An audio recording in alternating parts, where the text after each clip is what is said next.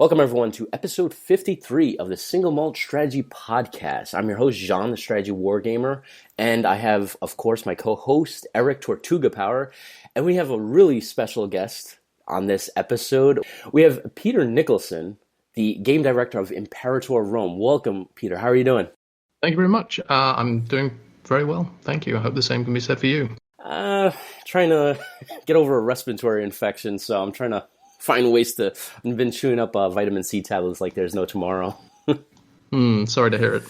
Yeah, it is what it is. You know, the beginning of the week was a little bit worse, but getting a little bit better. So, how are you guys doing? I'm doing all right. Hanging in there, I guess, as best as anyone can be in these troubled times. Yeah, similar. Going a little bit stir crazy, but we'll get there. I know I'm working from home. I think, Eric, you are. Peter, I think you mentioned before the show you're working from home too? Sure am. It's been a while now, nearly a month, but we're getting used to it. Is it? I'm just kind of curious. Was it an easy transition, or was it a little bit more abrupt? It's surprisingly easy, actually. Working aspect of it, just going from seeing everyone every day, but and then into sort of working from home. Yeah, it's been easier than I expected, but it's been very strange not being able to get outside and exercise and see people. And did they give you guys like an idea when everything is going to kind of calm down in Stockholm and in Europe? Because I think you guys are ahead of us in the US. Yeah, I think we're slightly ahead of the curve. I'm not sure yet, though. I think things are still very much up in the air, so fingers crossed it'll be soon. Yeah. I wish. Hopefully it's soon. I'm getting a little stir crazy myself. But so I wanted to first thank you for coming on the show. I'm a massive fan of Imperator Rome. In fact, I am biased, so I will put that out there. I am a little biased because the moment I played Imperator Rome, I just fell in love with it. So I want to put that out there. So if people say yeah, this guy really likes this game, I do. Well, I'm glad to hear it. Yeah, Jean might be your biggest fan. Yeah. I mean, I think it might be true. I've never heard anyone speak so highly of Imperator Rome. So I'm the Imperator Rome cheerleader. Well, it's really good to hear, guys. I'm glad you've been enjoying it. I've literally just played hours and hours and just had a great time in the Roman era. So thank you for that. Oh, you're welcome. How many hours are you up to now? I know I'm in I think over 30 or 40, which for me that's a lot because I usually only get 1 or 2 hours a week to play games. So.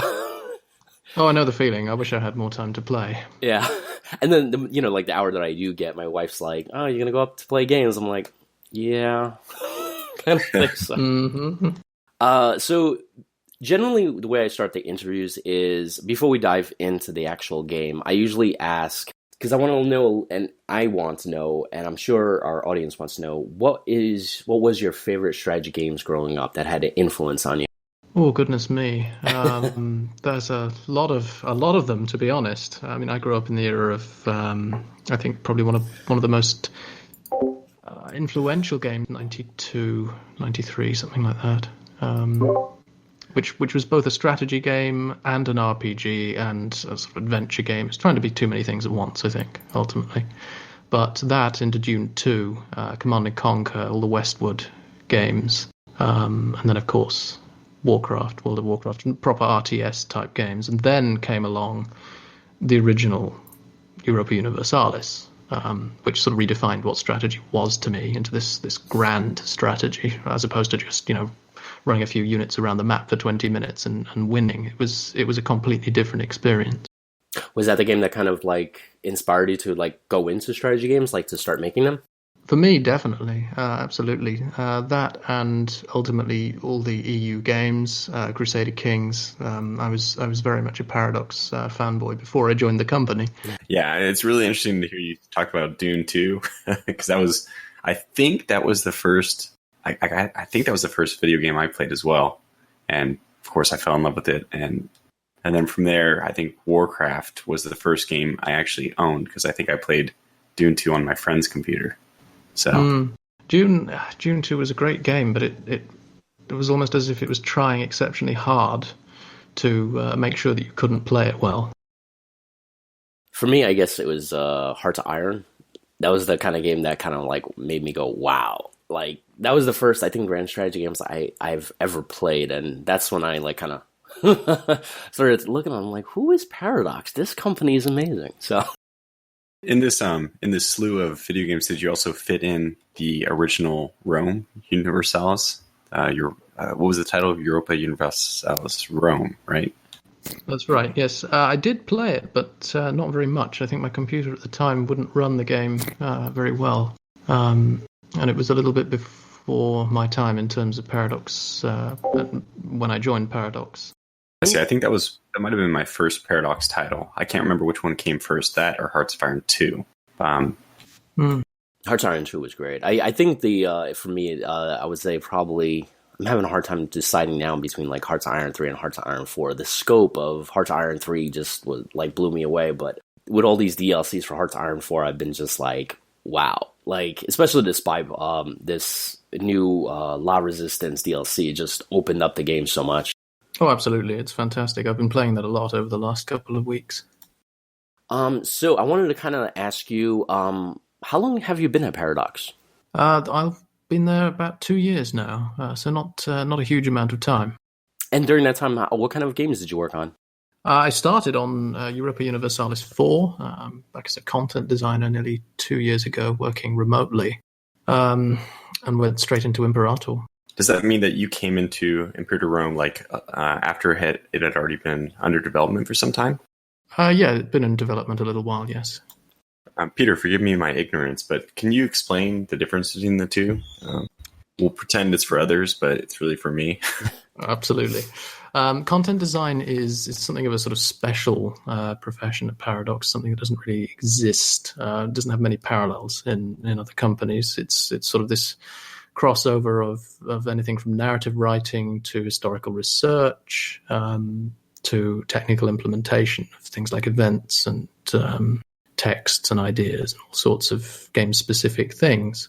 So it's quite a practical position.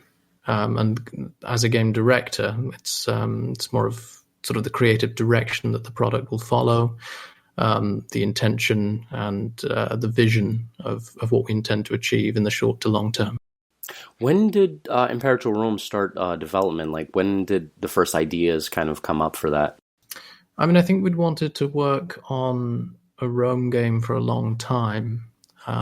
Exactly when that was, I couldn't say. You'd have to ask Johan, who's obviously been with the company for a very long time and has I think always considered Rome to be one of his personal favorite projects. I know there was a Rome game with EU, I think 3. It was like a DLC kind of thing back in, was it late 2000s or early 2010s? That could be. It rings a bell. What inspired Paradox to return back to the Roman era after so many years?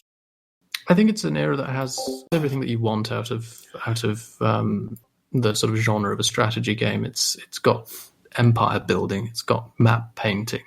You know, Rome going from a virtual nothing to a grand empire, spanning the Mediterranean. That sort of thing only happens once in recorded history. And it's got these immense stories of intrigue and sort of political infighting, your Caesars and your Neros, and all sorts of people. So I think it's just got everything, and we really wanted to have another stab at that with the benefit of modern technology. As far as your getting involved in the project, is that something that you always wanted to be a part of, is the Rome project, or how did it work that you ended up falling on this?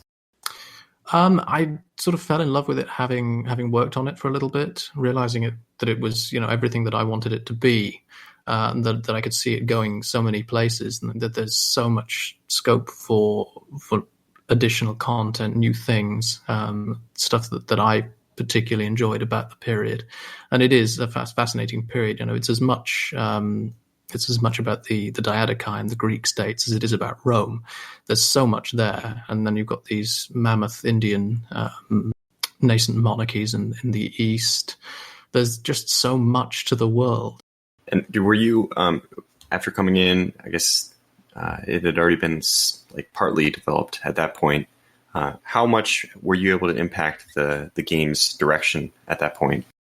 Very much, I'd say. I mean, we worked a lot and very, very reactively on the product from very early days. So it was good to be able to sort of have ideas and see them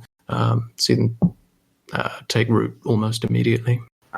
Okay, that's good. Yeah, it was because for those people who are listening who may not know, Imperator Rome is just, I would say it's very similar to CK2 or the Crusader King series, or very similar to Europa Universalis. It probably fits somewhere in the middle, I would say, because there's this emphasis on characters, which you would find more in CK, but there's also like kind of the nation aspect. You're not coring around a single person, you're coring around a nation. So in this sense, it's more like Europa Universalis. So I'm guessing that a lot of inspiration was drawn from other games. But did you also, I mean, you can talk about that, but any other games that you guys decided to look at for borrowing mechanics? I mean, there's been a lot of Roman games, right? Alea Octa S, there's Europa Universalis Rome, the original. And I think Johan has mentioned that he was inspired by that or wanted to redo it, maybe. But anything else I'm leaving out? There's so many inspirations, I think, for first EU Rome and then Imperator, which was very much a sort of spiritual sequel to EU Rome. But I think we've tried to draw as much inspiration as possible from our own products. Certainly, as you mentioned, the Europa Universalis series of games, there's a lot we've taken from that. You know, the battle system, the provincial system, the sort of tactical combat side of things. And then the character game, very much inspired by Crusader Kings, but also we wanted to give it our own sort of take, which we've managed to do sort of post-release. We've made a lot of changes to the game, particularly to the character system, which is taking on its own identity, which is something we've tried to do a lot with Imperator, is give systems and mechanics very much their own identity rather than being a simple inspiration from another product. Non-Paradox games, absolutely. You know, we've all played some of the great Rome-themed games, you know, Total Wars, that sort of thing. And I think the world building they do in Total Rome is just fantastic. So I've got lost in that game for weeks at a time. I wanted to ask, you guys were developing Imperator Rome. What challenges did you guys face while developing the game? Gosh, that is a tricky one. I mean, Imperator was certainly a challenge. We were inspired by EU Rome, which at its core is quite an old game in comparison to things like Europa Universalis 4, which came out well after EU Rome and also inspired Imperator. But going back to the core systems of EU Rome, trying to take them from a relatively old game and transplant them onto sort of this new phase, this new technology and new engine. It didn't quite work out as simply as we'd hoped. There were a lot of changes we had to make to accommodate the sheer scale of the game, you know, going from hundreds of provinces to nearly 7,500, for example, just radically altered the scale of things. How big was the development team making the game? It fluctuated wildly. I mean, it's hard to say, anything from sort of 40 to 15 at various points. Oh, wow. Okay. I'm assuming like it starts out at 15, then kind of goes up as the game gets closer to release? More or less, yes. I mean, it varies for all sorts of reasons, but the core development team itself is fairly static at about 15 to 20. So I feel like you guys were mentioning earlier, there's two major pieces. There's nation building, and then there's this character system in Imperator Rome. And I feel like that's what makes it so unique. How much of a challenge was that to incorporate these two massive systems to work hand in hand? It's been something that's been a bit of a struggle, to be honest with you. It wasn't where I wanted it to be at launch, and it's something we've put a lot of resources and investment into trying to fix over time. I think we're in a better... We recently released the 1.4 update alongside the Magna Graecia content pack, and we made a lot of changes to the way that loyalty functions with characters. And I'm happier with it. I what I really wanted out of the character game was something that would challenge you, that would be difficult, that would, require you to do more than simply fire and forget, which is, I think, the trap that we fell into at release. So we're getting there now, but doing that alongside a game in which one of your primary focuses is to expand your empire, your borders, develop your civilization. It's difficult to work that into the core loop without completely taking over. So it is a challenge, but it's one that I think we're getting closer to the end goal there. Yeah, I mean, I know when the game came out on launch, me personally, I really loved it. And I'll tell you one reason why is, like many Paradox games, like I'll choose a nation when I start up a game. And the first thing I do is like, all right, I think I was playing Macedonia. And so I was kind of like looking around which neighbors I can gobble up and kind of expand the empire and make like a second reign of Alexander kind of thing. And as I was kind of fielding my emperor to do on his armies and going out and doing conquests, the game came up and said, hey, since you're not in the capital kind of doing managing the empire, do you want your wife to? I was like, yeah, sure, that's no problem. And then the thing that really won me over is, as I was defeating a nation, I think west of Macedon, it popped up and said that my wife was trying to transition the country to more of a religious fanatical country. And I started realizing that this character system is really baked into every core level of the game. I started realizing, like, not only do I have to worry about the war aspect, I have to worry about the home aspect. And that is something that I feel you guys did incredibly well. It's certainly something I'm very happy with. And as you say, like, it's baked into every aspect of the game, and it will be going forwards. And I think any system that is so integral is enough to be part of the core loop. I think it's something that we can expand on. The player loves to, as you mentioned, the player loves to be sort of reminded that his or her actions have consequences, and the character system is the perfect way to do that. Yeah, I think it's incredible. And kind of an elephant in the room when you talk about the release. I know that Imperator Rome did not have quite the reviews. How did you guys take that as an opportunity to pivot, or what was the general reaction to that? I was sad, to be honest with you. And you're right, yes, it did not have the reception we were hoping for. But we used that as an opportunity to try and turn things around, to be honest. We weren't going to drop the game. It's an important product to Paradox and to me. And I think one thing that people know and expect from Paradox is that we will support our product. And Imperator is no exception there. We've made some pretty huge changes since release, completely overhauling the power system, removing that. The pop system, we're trying to turn things into a much more of a simulation, as people, I think, expect from Paradox games in these days. So, yeah, we're going to make a lot of changes. We've made a lot of changes. We've started to look at how we're going to work going forwards, looking at some content packs. The whole mission system was added post-release. There's a lot going on, and I don't think there's any plans to stop that. Yeah, I think that's one thing. Even people who didn't like the game came out, I think that it's almost like a great thing to see. It's really horrible that it had to happen to this game, but it's really nice to see that Paradox, they talk about sticking with their game, but here they can actually say, yeah, we put our money where our mouth is. I think that most releases in general have been successful for Paradox, so this was unique in that sense. But finally, we can actually hold Paradox up on a pedestal and say, hey, you know what? Even when they did release a game which was not as successful at launch as they were hoping, they did continue to support it. And you guys have, I was playing the game just this week in preparation for this interview, and you can feel the changes. So I tip my hat to you. It's a nice place to be, and I think it's just nice to see that our efforts are actually beginning to pay off.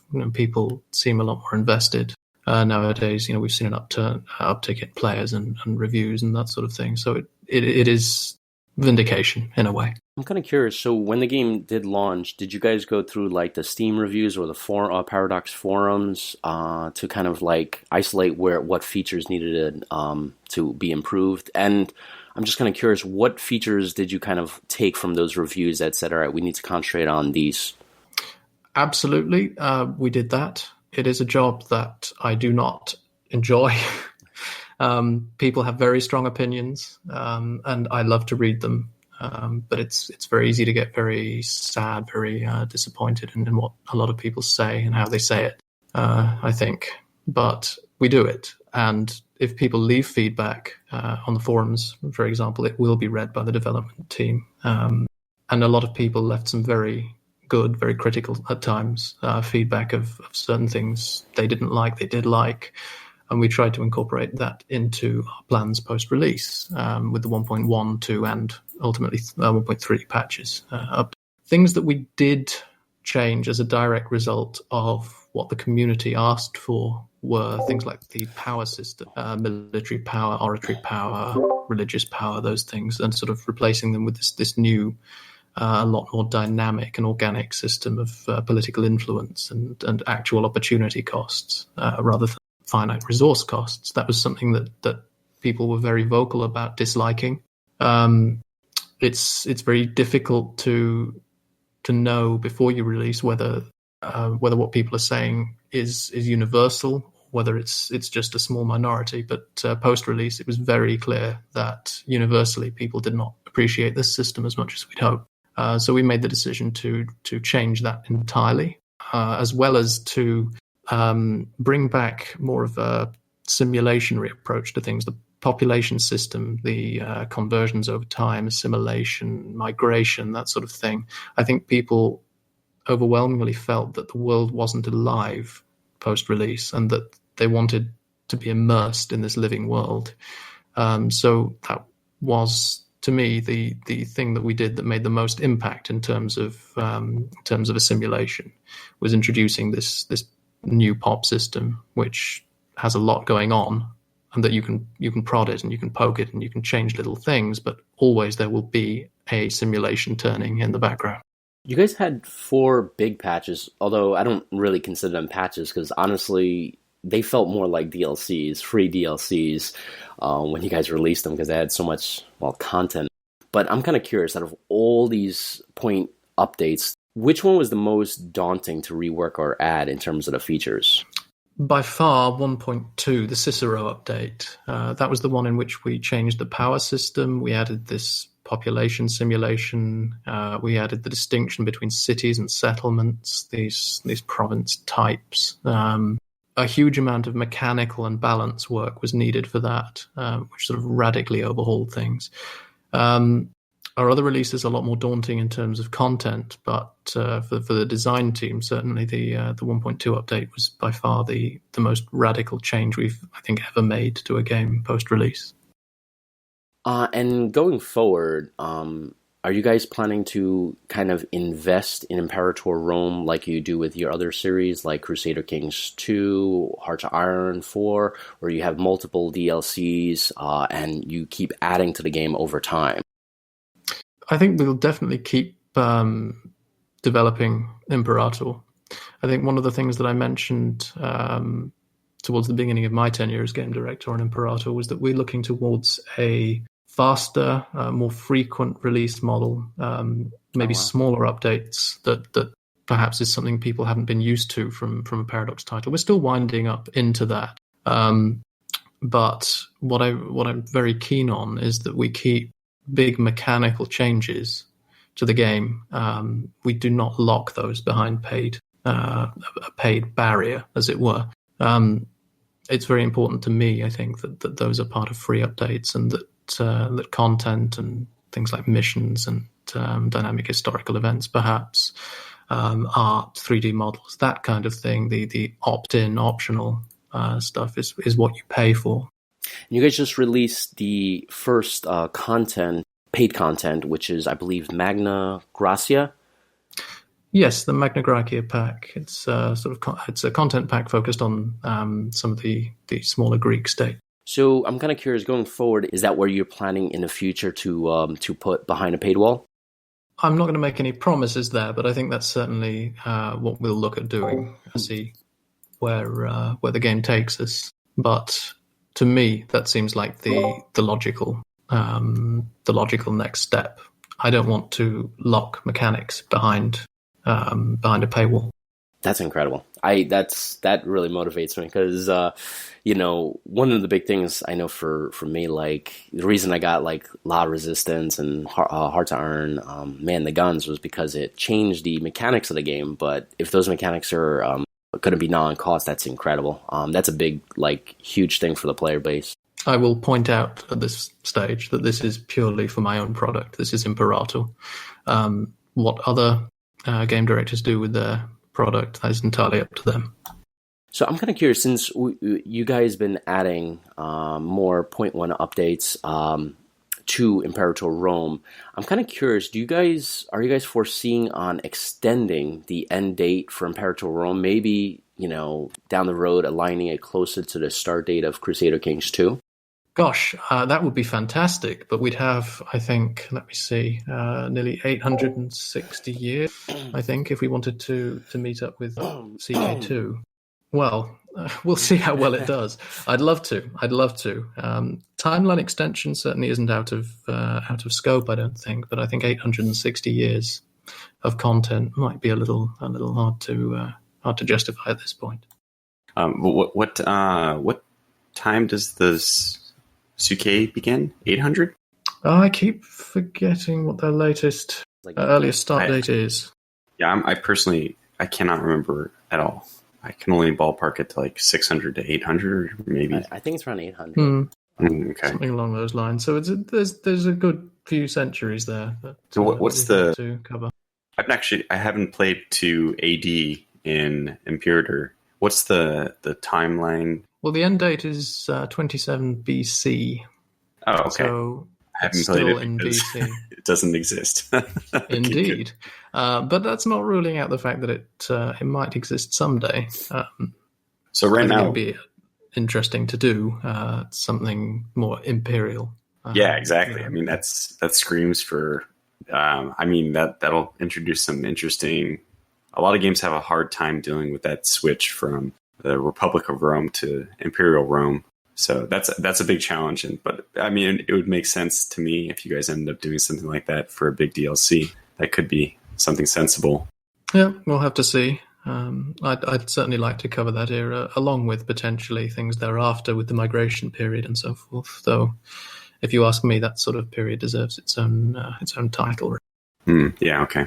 So one of the things when I was started each Imperator Rome game is first dialogue that I usually get, which I play a lot of Greek nations, is it always discusses the fall of Alexander and how the Greek Empire kind of broke up and the kind of quest to be the next in line for Alexander or for the be emperor of Greece. I'm kind of curious, is there any interest of, instead of going forward but more going backwards in time, so you guys could include kind of like an Alexander kind of campaign? I think that would be tricky. I think it would have to be its own game, to be honest. If you start at the point at which Alexander's empire is at its height, there's no more world left to conquer, as the quote goes. If you start before he's conquered that, you need an entirely new system to allow for conquest of such magnitude, essentially, on that level. Again, not ruling it out, but I think an Imperator Alexander would be fantastic to do one day. I know there are fan mods for this where people link, Crusader Kings to EU4, then EU4 to Victoria, and then so on and so on. Is there ever discussions or like comments that you guys make at Paradox regarding like linking every single game? What do you guys think about like the fans doing, or even possibly that you guys might be doing in the future? We have converters for some of our games, certainly. Yeah. I think Grugy, Henrik Hansen, the game designer on Europa Universalis 4, is currently running a game that I think we started in CK2. We've converted into EU4. Then it's been fan converted into Victoria 2, and I think the plan is it'll then continue thereafter into Hearts of Iron and Stellaris.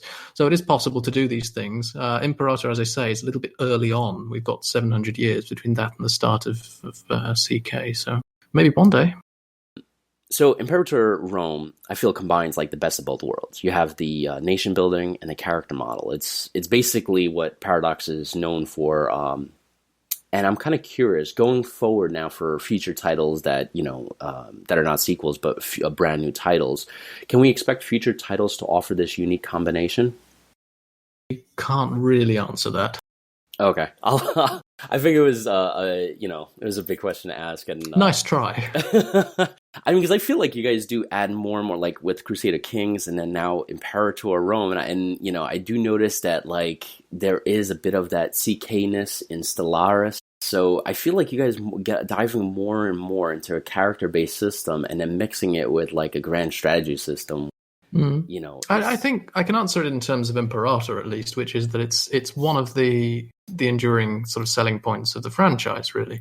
If you look at EU Rome, the character system was very much inspired by Crusader Kings, and the gameplay, the conquest, very much inspired by Europa Universalis. So it's always been there, and it's always been something that was going to exist in any sequel to EU Rome, which Imperator definitely was. Other games, I can't say.